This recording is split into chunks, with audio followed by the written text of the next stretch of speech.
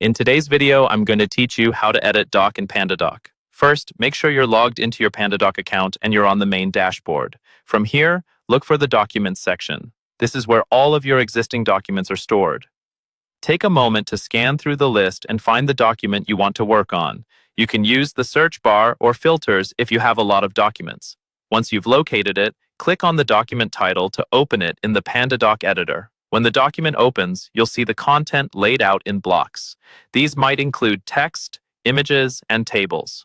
To modify any of these, simply click directly on the block you want to change. For text, clicking will activate a text cursor so you can type, delete, or paste new content just like you would in a regular word processor. Take your time to review the wording, fix any typos, or update outdated information. If you're working with an image block, click on the image itself.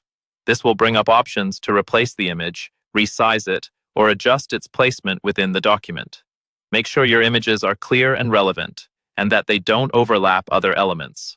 For table blocks, clicking inside the table lets you edit individual cells, adjust text, and sometimes change the structure of the table to better organize your information. Next, let's look at managing fields, which are especially important for documents that require input from other people, like signatures or text responses. In the editor, you'll see fields such as signature boxes or text fields placed throughout the document.